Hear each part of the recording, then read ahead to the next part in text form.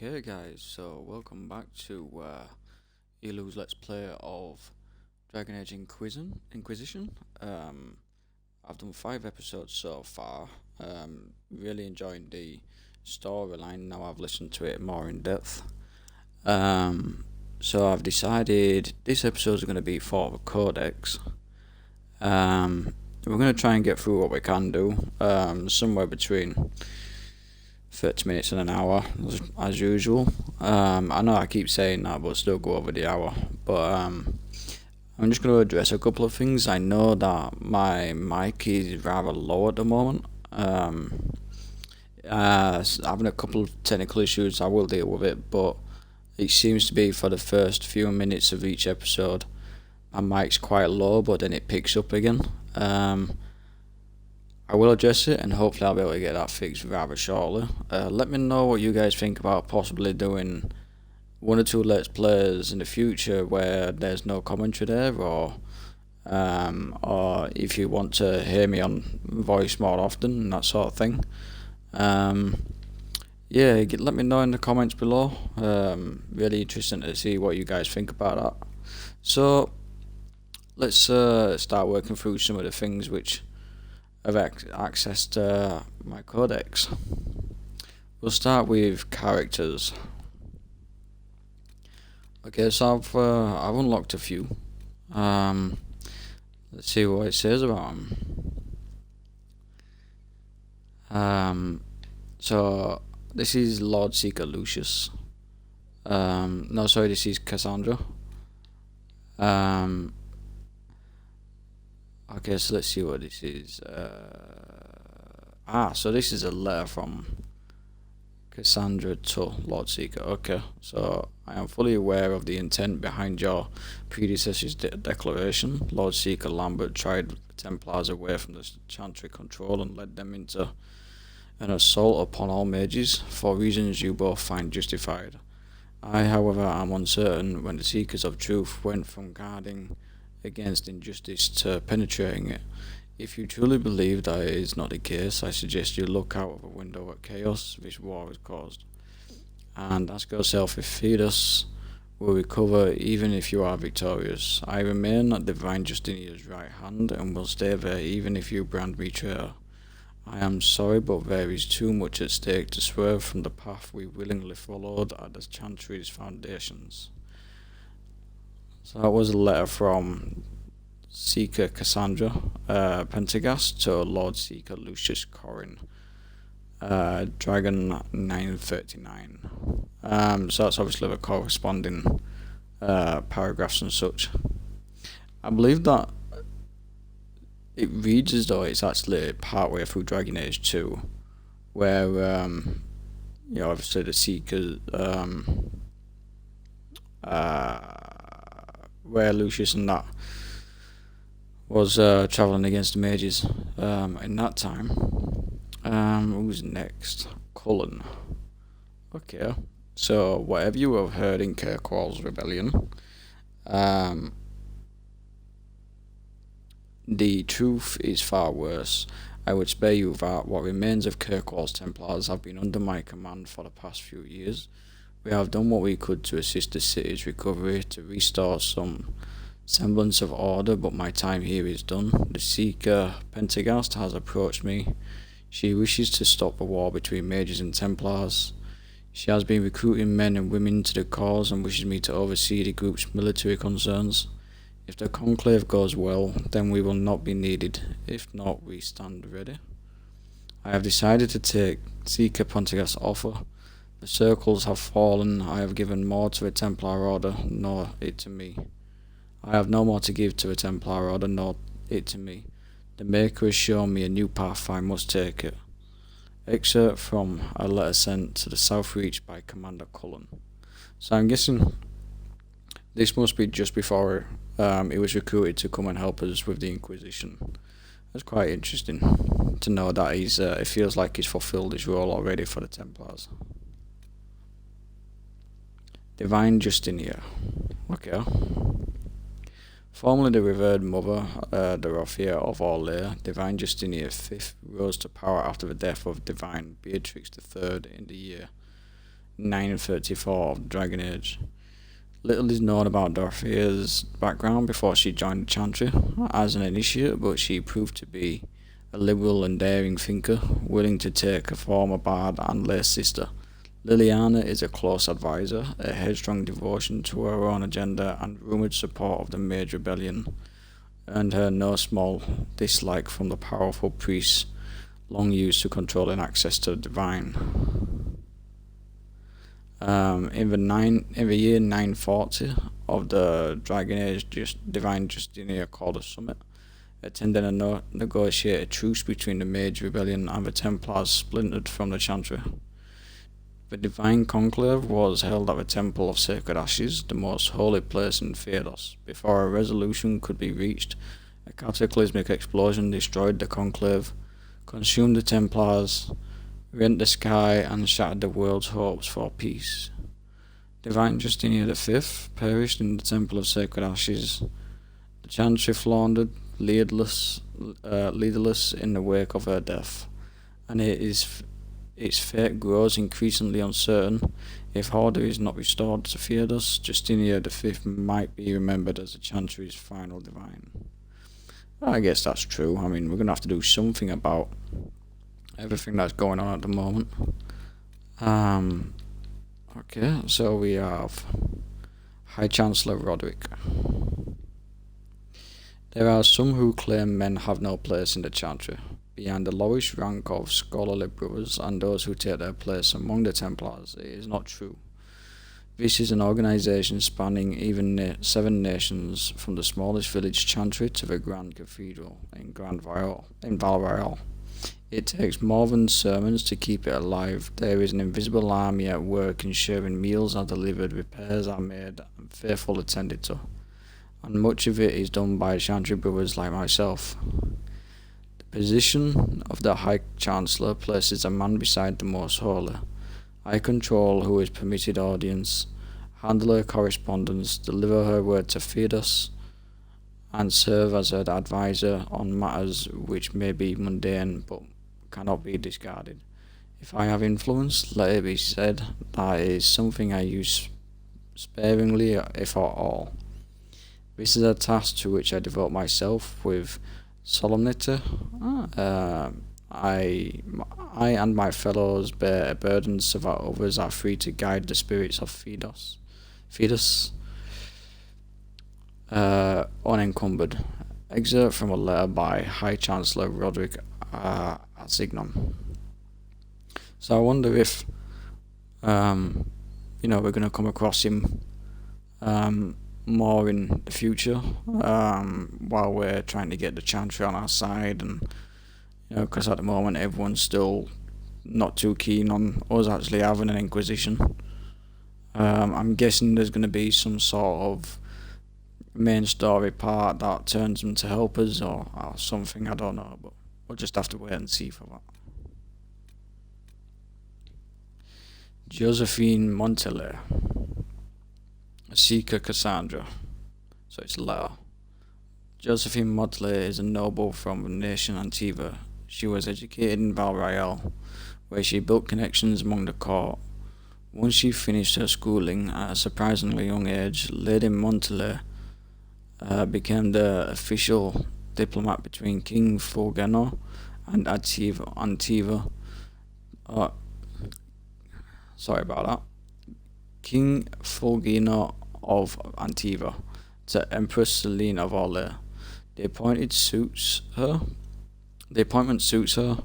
She is well travelled, familiar with many forms of etiquette, and by all accounts, and skilled negotiator. I do apologise. My talking and reading is just gone totally out of sync there. If that endorsement does not suffice, Josephine is a personal friend. I have faith in her. We require someone with both influential and trustworthy to be an ambassador for the Inquisition. You cannot tell me you would prefer to take the job yourself, Sister Liliana. Okay, so this is Liliana writing to Cassandra to say, okay, look, Josephine is a great person, we should have her here. So it seems like she was highly recommended from Liliana. Liliana. She has many names, most know her as Sister Liliana, or the Nightingale. Some refuse to speak her name at all, referring to her only as the left hand of the divine, the shadow behind the sunburst throne. The spy master, Marjolaine, trained Liliana from a young age. For years, Liliana was Marjolaine's instrument of the great game of Orleans. While Liliana was devoted to Marjolaine, her reverse was not true. Marjolaine betrayed Liliana and almost succeeded in killing her. Liliana survived the betrayal, thanks to revered mother Dorothea. Following this betrayal, Liliana spent several years in a cloister of Ferelden. Hiding from her past inspired by revered mother's Dorothea, Liliana dedicated herself to her faith, discovering peace in a simple life of devotion. But when the faith blight began, she received what she believed a vision from a maker. This prompted her to leave her sanctuary, taking up arms against the Darkspawn. I think that was either Dragon Age 1 or 2, when she decided to turn away from the Chantry for a while she helped take down the Darkspawn. Several years after the defeat of the Archdemon, Liliana received a summons from Dorothea, now Divine Justinia V. She returned to Orleans to become an agent of the Sunburst Throne. Justinia perished in the explosion that destroyed the Divine Conclave, and Liliana became a founding member and spy master of the new Inquisition. Well, we've also recently found out that she could also be the next Divine, along with a couple of other people, along with Cassandra. So it's interesting to see how that goes. I mean, if our decisions are going to impact that, or whether whether it comes down to like one choice or something like that, or whether I've got to recommend someone.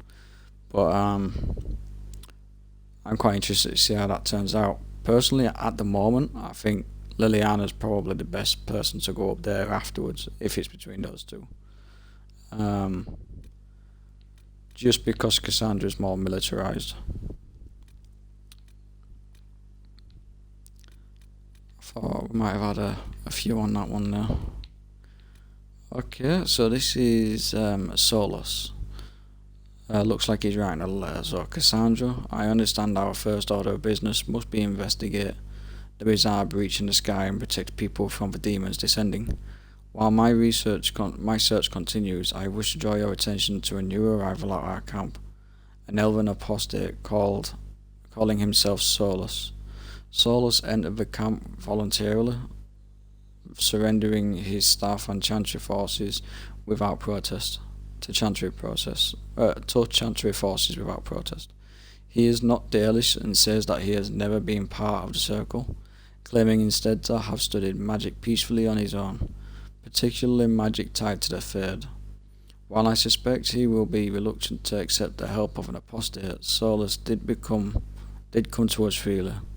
Witnesses saw him on the nearby village at the time of the blast, so he was likely not responsible for what happened at the conclave. However, he has described the effects of the breach in enough detail to convince me that he knows more about the Third than anyone else present.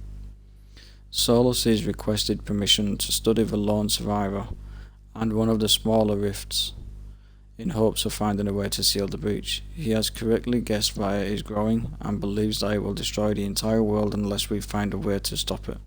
Unless you object, I will allow him and his studies under proper observation, of course. Liliana. Okay, so this is another person, Solus, who Liliana has recommended to Cassandra. Okay. She has two people Liliana's recruited so far.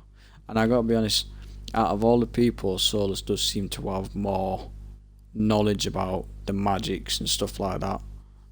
Every other mage we come across seems to just talk about magic itself, whereas Solus is always talking about the Third, and like how he likes to go there and sleep there.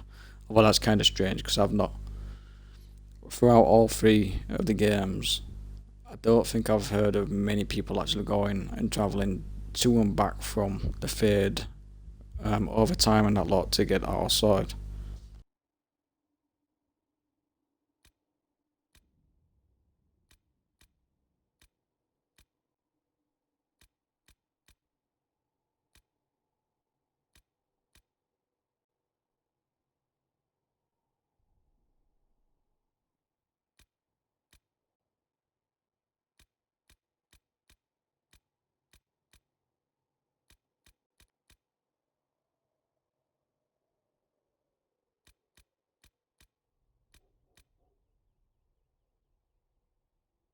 So we also have the Trevelyan the Free Marcher. Could say it's not really ringing a bell at the moment, but okay. The Trevelians are noble from Ostwich, a city-state on the southern coast of the Free Marches. It is an early and distinguished family, in a good standing among its peers, and with strong ties to the Chantry. Its youngest sons and daughters, those third or fourth born children with little chance of becoming heirs, often join the Chantry to become Templars or clerics. As the youngest child, Lord Elooh. Oh, so this is my family, right? Okay. Huh. I should have known that really. Lord Elooh Trevelyan was expected to follow suit until the disaster at the Conclave. Elooh was present at the Temple of Sacred Ashes, and as a representative of his family's interests, with other distant relatives at the Chantry, he was the only survivor at the temple after the explosion. Rumours that the mysterious mark on his hand is a sign of the Maker's favour were spread to those who could claim they saw the divine prophet. Andraste herself led Lord Elooh out of the Fade. Okay, so even on that description there about my character, it's also saying that I'm the chosen one and I've been sent to help. So again, I'm gonna roll with that when it comes to the choices and that lot, and see where that takes me. I do remember a slight part of my memory remembers small bits of when I've been through the game before, where it's basically where you refuse that you are the chosen one and all that sort of thing.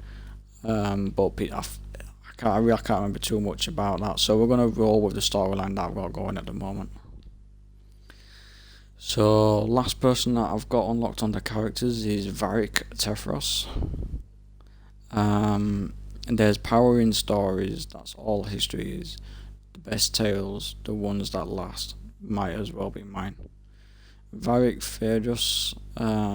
Tefras of the Dwarven Merchants Guild of Kirkwall is famous or infamous for two things: his books and his association with the Champion of Kirkwall. Well, we had him in the in Dragon Age 2, so where we went to the Deep Roads and we went there with him, and went there with his brother Bertrand. After the Templars and Circles broke away from the Chantry, Divine Justinian V sent her agents to Kirkwall, where the roots of the war began, in search of answers. The champion had long since disappeared, but Varric had written a book in his friend's involvement in the destruction of Kirkwall Chantry, and the left and right hands of the Divine located him with surprising ease.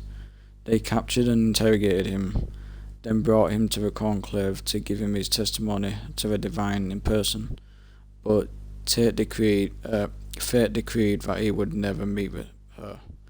Okay, so yeah, so so what I'm getting from that is he wrote a book about the story of Dragon Age 2, where that's going against the Chantry and the Darkspawn and all that lot, and he wrote a story including the champion, which obviously is a bit shunned at the moment, or is a lot of people are too nice on him because of he's to blame for the whole Chantry falling down, even though he's not. But because he's mentioned him, Cassandra and Liliana, both the two hands of the Divine, brought him in for questioning. Obviously, he's not going to be in now because the Divine died at the Conclave. Crafting materials. Okay, so we have 4 unlocked. I thought would have had a lot. I genuinely thought this would be like 40, 50 cards big, because I thought there'd be something on each crafting material, you know. Blood Lotus. Okay. Do not try to get out of this. We were told you were the best. That is why you were contracted. Was it not who you had obtained the 200 white blooming rose blushes or the impresses for the Empress's white ball last year? The Comtesse has been infinitely patient till now, but she doesn't understand why it is so hard to fill the garden pool.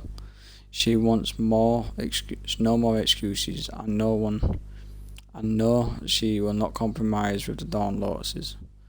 They're white. The flowers have to match the silk canopies. It is crucial. Dark purple, dark red. Do not try to frame this as a safety issue. The guests will be perfectly safe. Why? If they experience any hallucinations from the concentration of lotus essence in the air, I'm certain it will not only make the evening more thrilling.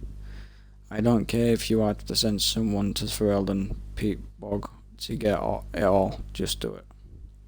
A note from Chamberlain Lauren to Grand Gardener Umbra Vauclain over the decorations for Comtesse the Arnie's summer garden party.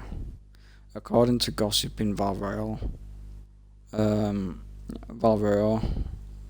Royal, the Chamberlain did succeed in convincing Grand Gardener Vauclain to provide 420 lotus plants. The party was considered by most to be a roaring success, even though the evening included with at least 12 guests asleep on the lawn, 3 on the pool, and one lady losing several teeth trying to take a bite out of a marble statue on the Comtesse's father, which she was convinced was made of cake. So basically, they all had some space cakes. So basically, they threw a party, they got a load of flowers, which caused you to hallucinate. It sounds like a real good time. Elooh. Okay, so this is the one that we use for healing, isn't it? So, Elooh was first used by the elves of Orlathan, hence the name. The root gave their medicines particular efficacy. So when the Emporium conquered the elves, the magisters adopted its uses, and its particular spread to all corners of the empire. Elooh is a hardy plant with large green leaves that grows wild in many places. It's also common, via it tends to show up in most gardens and fields, almost like a weed. Unlike a weed, however, most people appreciate having access to the wonderful little plant. Roots can be used with very little preparation. Rubbing some of the juice on a wound, for example, will spread up healing and numb pain, and chewing on a slice of root treats minor ailments like indigestion, flatulence, and hoarse throats. There are several varieties, but the most useful for herbalists are the bitter gossamer and royal Eloohs. An excerpt from the Botanical Compendium by Ines Erancia, botanist.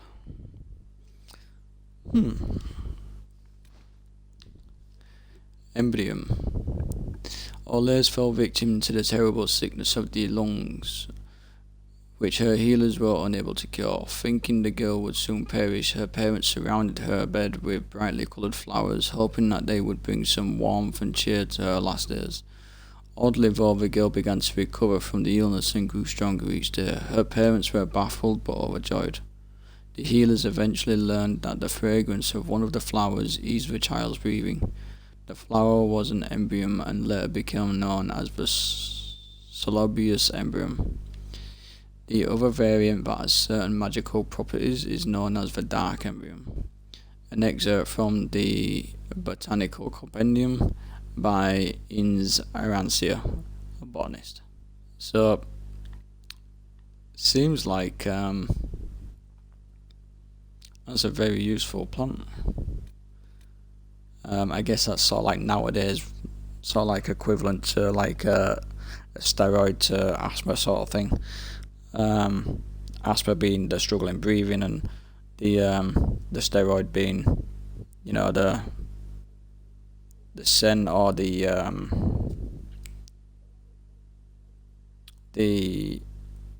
respiratory use of, the vapors to help you breathe. Spindleweed is an old country saying that spindleweed grows best for the sorrowful. Verdant spindleweed in a household's garden has often brought neighbours offering consolation, usually without even asking. That might be wrong. This originates from the plant's use as a seasoning for dishes meant to speed recovery of the infirm. The person who grows much of it is likely caring for the fatally ill. An excerpt from the Botanical Compendium by Ines Arancia, botanist. Okay.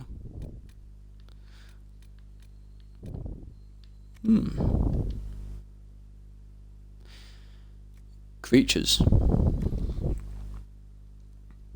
I just want to say that I know I've been rambling on for a little bit, just reading through these and just throwing in a small opinion, but I'll see how many I can get through in, like, say, an hour. And then if we've still got some left, then I'll probably save them for the next Codex one. I'll do another five game episodes, and then we'll do this, and I'll try and do it that way. If it turns out we're getting way too much Codex later on, because I know there's a lot of Codex in this game, then what I'll probably do is I will probably do a couple at a time later on down the line, So a horsemaster's notes on the mounts. Never seen a proud rider atop a regal mount. That's your failing. Such animals are common enough, but there are costs, so you keep them away from the chance of blight, theft, and attack. All the nonsense that makes for poor stabling. These aren't working beasts with the fire bred out their eyes, so they can suffer a plough. These creatures are about spirit. A proper mount isn't some noble's plaything on a hunt. It's your everyday, and you better match it to deserve it. On horses. So you've never heard a mount like the Ferelden Forder. Okay. So is this about each of those mounts that I keep finding? So you've never heard a mount like the Ferelden Forder, a hardy warm blood. Don't let the size fool you. They're not meant for the farm. Centuries of careful breeding have taken common stock and produced a glory. A creature as much at home in a charge as they are in a march across nations. But for all the stamina and speed they place on your command, press too far and you'll be picking dirt from your teeth. They know their role and expect that you know yours. Warning and compromise and all that.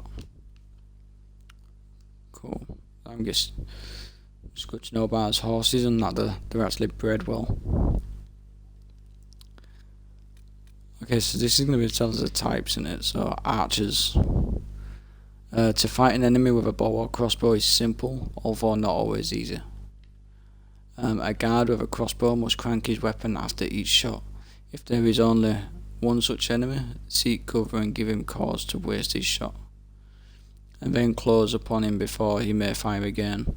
If there are many close to their flank, so you face one guard directly, close him as a second shield, and no other guard has a clean shot at your unprotected back.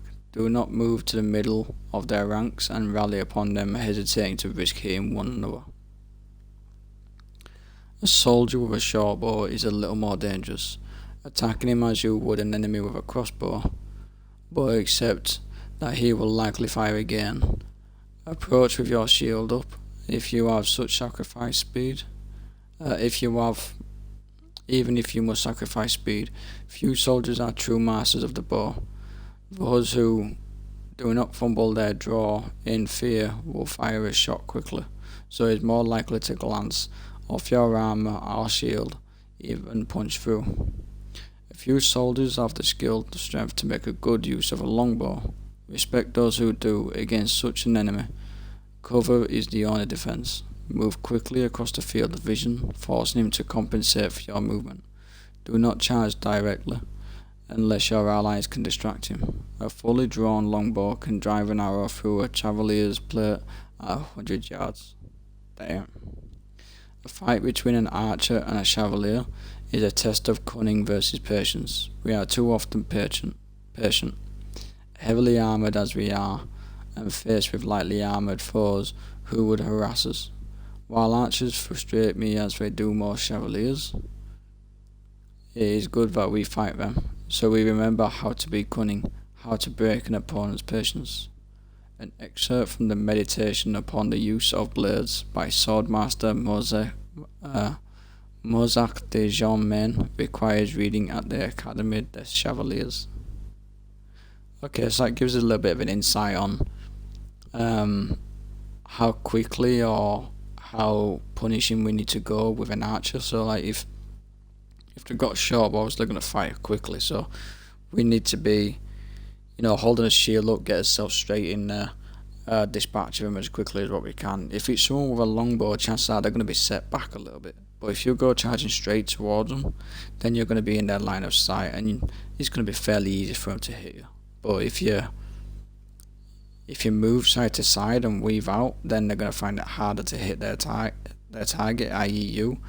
Or if you have other people with you, they can distract them by going around another side, allowing you to get to them a lot quicker. Okay. A bear. We went into the woods near Valfora to find the great brown bear that had the townsfolk worried. We found her some miles from the west gate. She had made a den in a cave on a hillside, close to a stream. We stopped some yards away and watched. Elduin cast a spell to make her less likely to be discovered. Useful magic. That is very useful. I would certainly be happy about not being discovered. After several hours, the bear emerged from her den, beautiful red-brown sheen on her coat, phenomenal beastie. Following close behind were 3 cubs, balls of fluffs, brown hair and eyes set in them. Amazing little creatures. They sound kind of cute to be fair, but I'm sure they're just as powerful. I would have liked to watch a little family playing in the stream all day, but the wind changed and the mama bought caught of our scent. Even the Elduin working his magic, she leapt in our direction, stopped when she couldn't see anything, then rose up on her hind legs and roared. What a sight that was. I estimate that she was half again as tall as I. Quick as anything, she charged towards us, snapping branches as she went. I dove out of the way, but Elduin, bless his heart, was too slow. A massive paw caught him right in the chest, and he went down. Poor Elduin. Nature is ruthless but magnificent.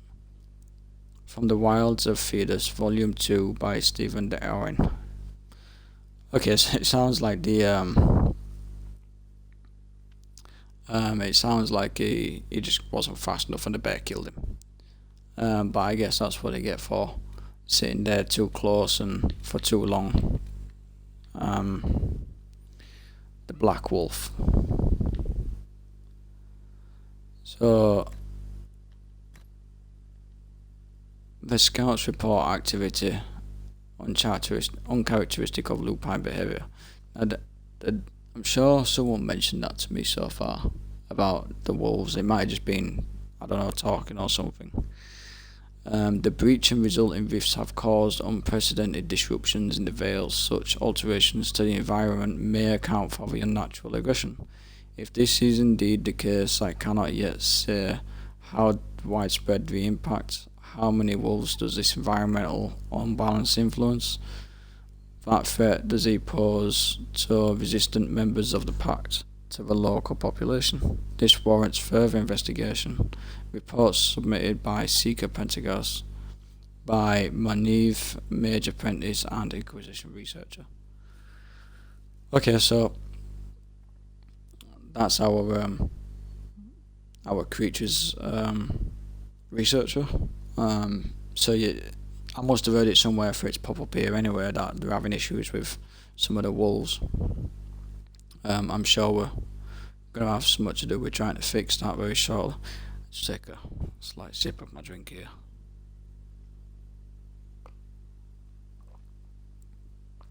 I don't want my throat to dry up too much while I'm talking. A fennec. So these like those little wild animals that we keep killing. You are strong and fair and obviously the most handsome Arl in all of Ferelden. I want a fennec. Please, please, please get one for me. I saw a picture of a book that Brigid was carrying from Master Fargil, and it was the fluffiest and most delightful creature I've ever seen. The book says they live in the mountains and eat voles and repulsive things like that. When I get mine, I will feed it only to nice things like cake and pearls. Please, please, please, send someone to catch one. I really need one right now. Ruby wants company. It's not my fault Primmy and Bobbly broke. Don't believe anything Eileen says. Please, I promise I will spend no more gold on silks this month. It's too cold anyway. Your most loving and obedient daughter, Habron. A note from Habron Bryland to her father, Leonus Bryland, Earl of Southreach, written in 931 Dragon. Reports indicate that Habron did receive a white fox as a gift from her father. Later that month she promptly lost it down a well.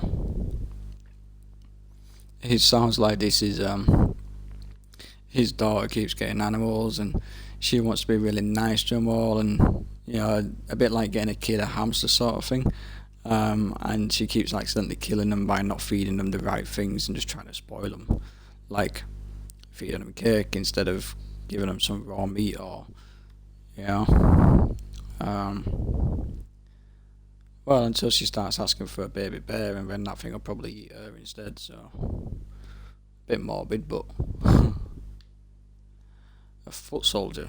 Okay, so I wonder if this is going to tell us the best way to fight the foot soldiers like the archer one did. So I have first Antivan duelets for Relden Ash warriors and Fog warrior skirmishers.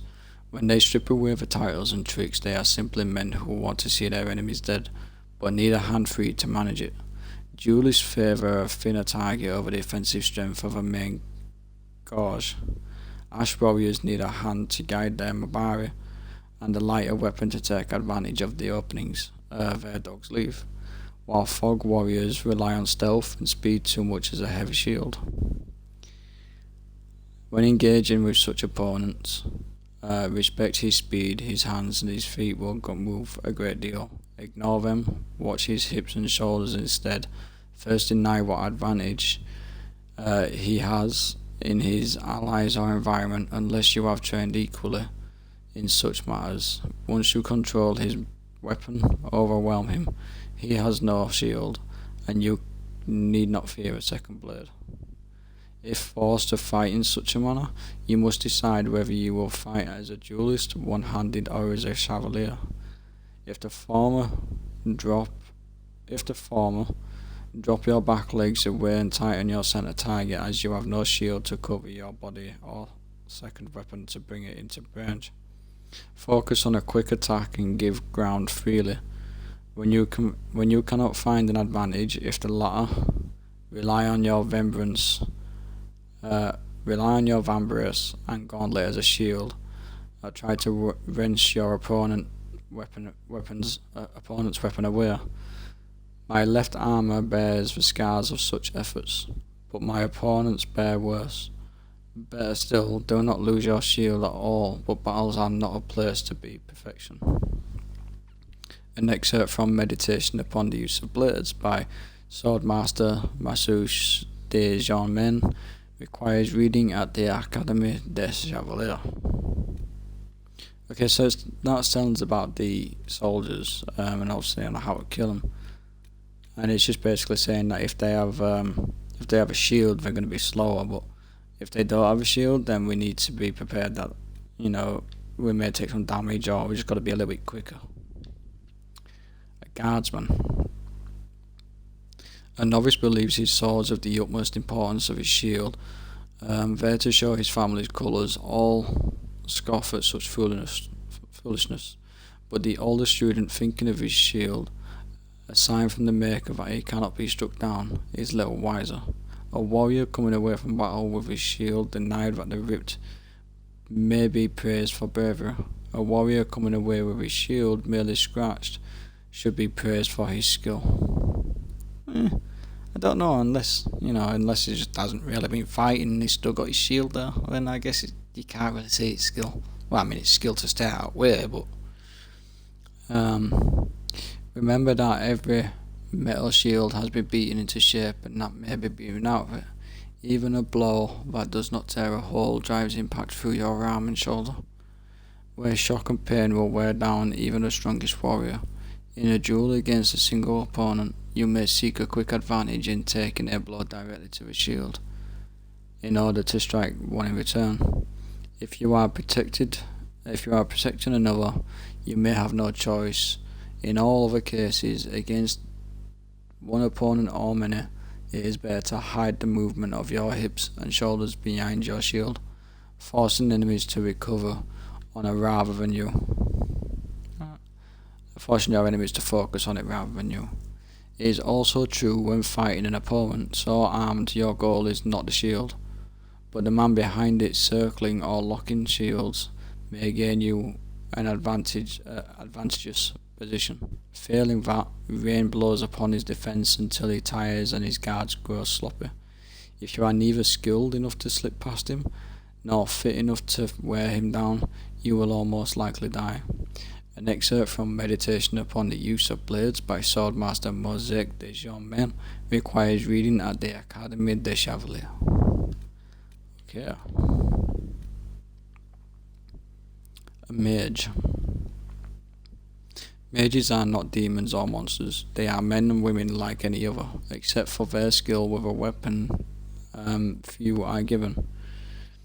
I say this to be clear that I do not think all mages should be put to the sword, as some believe. However, every mage walks through life with a blade drawn and ready, whether they wish it or not. Those who insist that mages are harmless must ask how the apostates who flying fire when the Templars attacked learned how to kill so well. We in the Academy know well that no skill comes without practice. If you fight a mage, you must close with him. Regardless of the danger or risk being overwhelmed, the mage's strike rarely hits with the force of a trained chandelier's blade, but often carries unnatural allergies. Fire that boils a man's inside his armour, lightning that seals strength from his limbs, and so forth. To hold back is to give him time to alter on the battlefield to his advantage in some fashion, whether he summons a wall of ice, a demonic ally, or a magical flames to strengthen the blades of his guards. We know that the warrior who controls the battlefield is most often the victor. You must keep him reacting to you and continue your attack. Mages barely wear heavy armor, but their magic can shield them as effectively as our own player. I have said many times to watch the hips and arms of your opponent instead of the hands, but with the mage, the hands and arms may be your only clue. If his body is protecting him from your blade, attempt to tangle his arms or bear him to the ground. It is not elegant nor honourable, but there is no honour in fighting a mage, there is only survival. An excerpt from Meditation upon the Use of Blades of Swordmasters Masouche de. I'm not going to read that whole each time, because one, I struggle to read those names, and two, I know I'll probably read out it's an excerpt from the Meditation upon the Use of Blades. Pride Demon. The most powerful demons yet encountered are the Pride Demons. I nearly called it a prize demon. Perhaps because they, among all their kinds, most resemble men, as clever and manipulative as desire demons, with a penchant for cruel irony that almost human. While the demons of desire largely engaged in the bribery of mortals, Pride will use mortals' own best nature against them. Clever men outwit themselves, strong men crush themselves. Humble men forget themselves, jealous men fear themselves. They turn corruption and ruin into the art. From beyond the veil, spirits and demons by enchanter Murdermel. Okay, so this is quite interesting. So like in Dragon Age 2 we came across like it mentioned there, we came across the other demon, the Pride demon. Not the Pride demon, sorry, we came across the demon of desire. So like basically what we're doing is it was allowing people to, okay, best way I could explain this. So we came across a dude in number 2, a bloke, a soldier, who wanted more power. So he allowed this demon to go inside him and take over his body in return for the extra power. So that demon then, I can't remember where that was, but yeah, we've come across these demons before. The Pride demons do tend to be a little bit more powerful. I'm hoping there's actually going to be some other types of them, but we'll soon find out later on. Next is a ram. Do we really need info on a ram?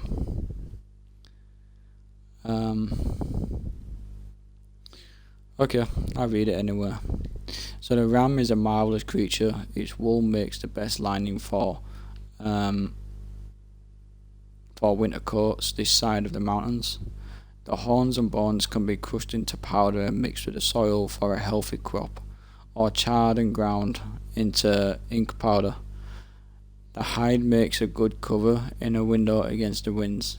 You can burn the dung in a pinch, melt down its fat or candles. I haven't even mentioned the meat. With a full-grown ram you can make a stew big enough for a village, and have enough left for a week.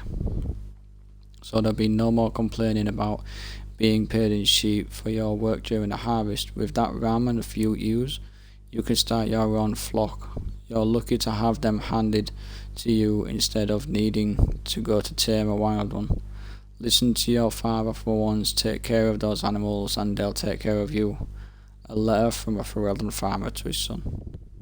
Okay, so that explains why we've just done a mission, a quest a couple of episodes ago. It might have even been the last one, where we had to go get some ram meat to help them feed everybody at the crossroads. So that explains why we only needed like 10, not like 50.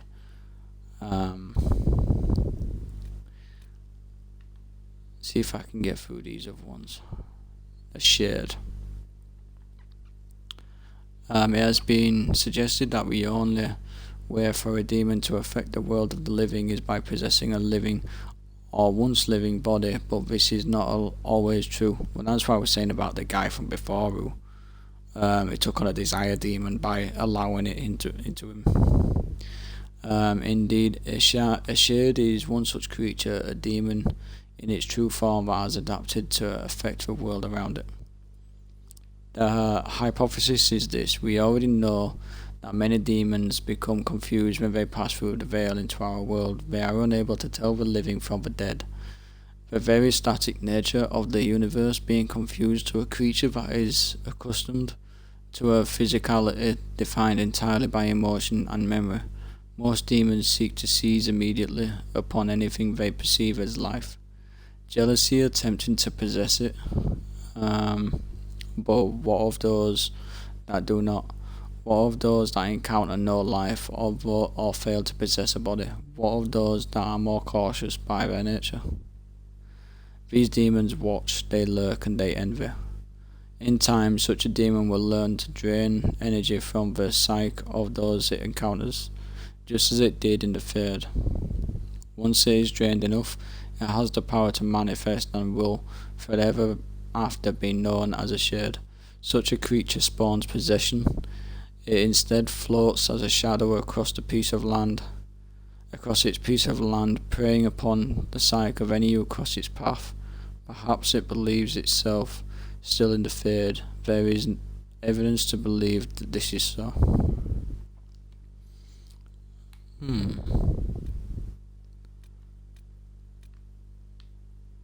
Spellbinder. I confess myself troubled by the rise of mages binding multiple spirits to a single object. Among the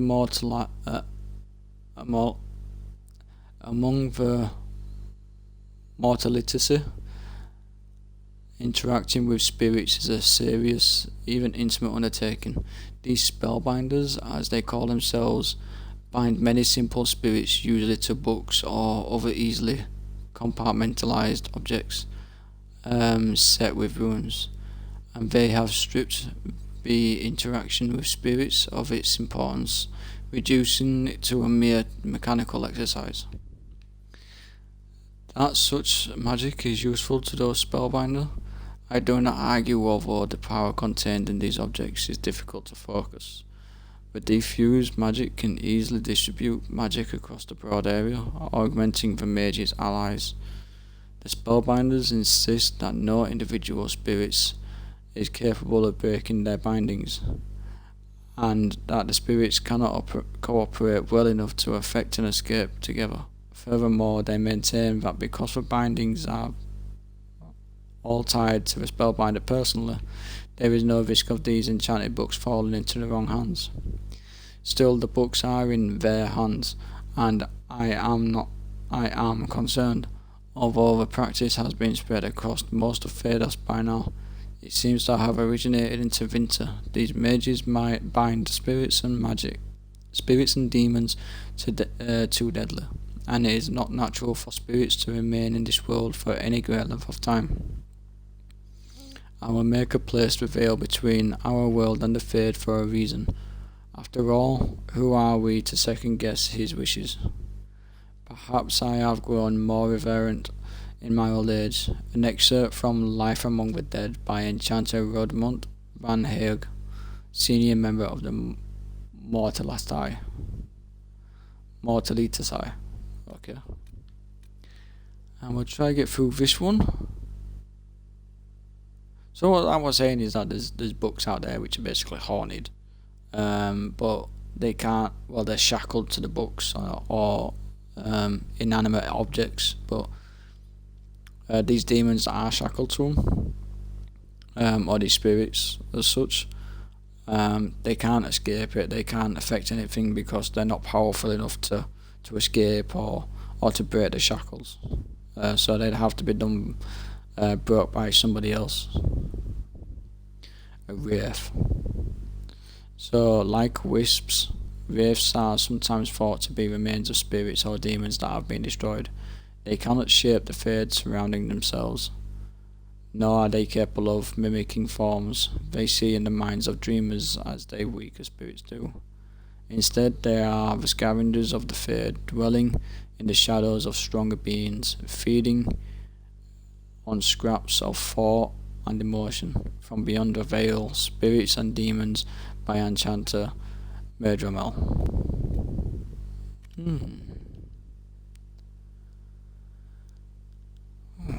Right, so we did manage to get through characters, crafting and materials, and that has been our first Codex episode. I'm gonna do a second one now because it seems like there's a lot to unlock on me, so I think with it being the first so many hours of the game, we're coming across quite a lot of codex that is probably quite common, so I'm going to get those out with it, but that's it for this episode. There'll be a Codex episode 2 coming right up straight after this one, so I hope you stick around and I hope you've enjoyed the information. Again, I apologise for my mic being low if it is. I've noticed that sometimes it's not that low, but sometimes it is, but I apologise for that if it is. I will be addressing that very shortly.